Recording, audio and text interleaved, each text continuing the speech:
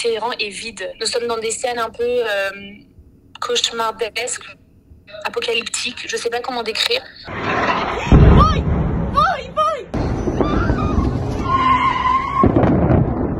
L'Iran, c'est une partie de moi. Et aujourd'hui, je la vois détruite. C'est très triste de voir ça.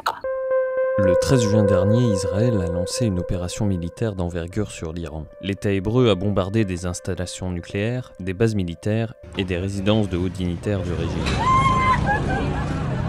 D'après l'organisation Human Rights Watch, les frappes de Tsahal auraient fait plus de 1200 blessés et 400 morts, dont près de la moitié des civils. En comparaison, la riposte de l'Iran, avec ses salves de missiles, aurait coûté la vie d'au moins 24 Israéliens. Pour comprendre la situation à Téhéran, nous avons contacté par téléphone une franco-iranienne qui a souhaité témoigner anonymement. Elle nous raconte sa peur d'une guerre totale avec Israël. J'avais un billet d'avion pour ce matin pour rentrer en France. Malheureusement, vendredi à 3h30 du matin, on a entendu les premiers frappes.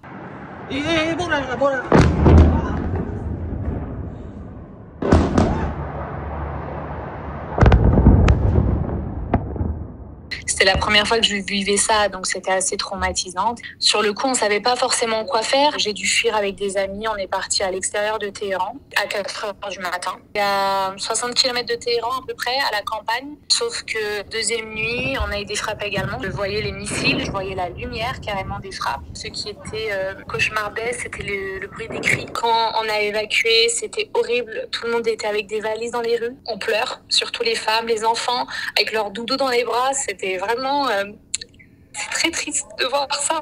C'est un peu mort, Téhéran. Vous voyez peut-être 2-3 personnes qui marchent dans les rues, 2-3 voitures qui passent tous les 10 minutes, mais ça s'arrête là. On se rend compte qu'il y a pas mal d'attaques partout à Téhéran, à l'est, à l'ouest, dans le sud, dans les aéroports. Donc c'est assez précis les frappes, sauf que c'est souvent dans des quartiers résidentiels. Il y a 2 jours, ils ont frappé le nord de Téhéran.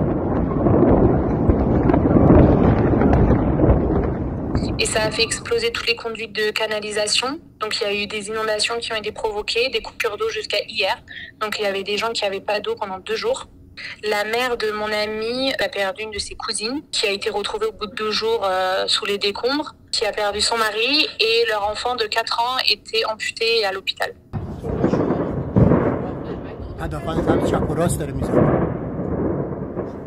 Nous, on n'a pas d'abri.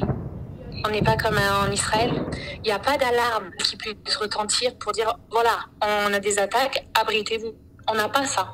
Et je voyais une maman qui était en train de lire un livre avec son petit garçon qui était en train de jouer sur le balançoire en plein guerre parce que on peut pas non plus s'arrêter de vivre. Moi, je suis franco-iranienne.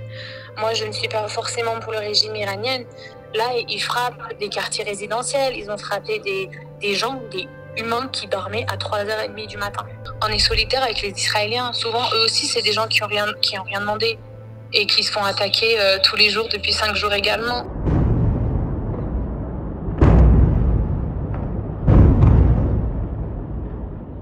L'Iran, c'est une partie de moi. Et aujourd'hui, je la vois détruite. J'essaie de pas craquer, c'est-à-dire j'essaie de m'occuper tous les jours. Hier, j'ai passé 3 heures à scotcher toutes les fenêtres de chez ma tante. J'essaie de survivre. Je peux vous dire, il y a 5 jours, j'ai été réveillée par les premières frappes. J'avais la peur de ma vie. Hier, j'en ai entendu plus de 100 au-dessus de ma tête. Et ce qui m'a rendue extrêmement triste, c'est que c'était normal. C'est que je n'avais plus cette peur que j'avais il y a 5 jours. Et normaliser ce sentiment de guerre, il n'y a rien de pire. C'est de dire ça va, on est habitué. Ah non, on n'est pas habitué, c'est pas normal. On a 2 gouvernements de tarés qui veulent s'affronter et c'est nous qui prenons cher dans l'histoire.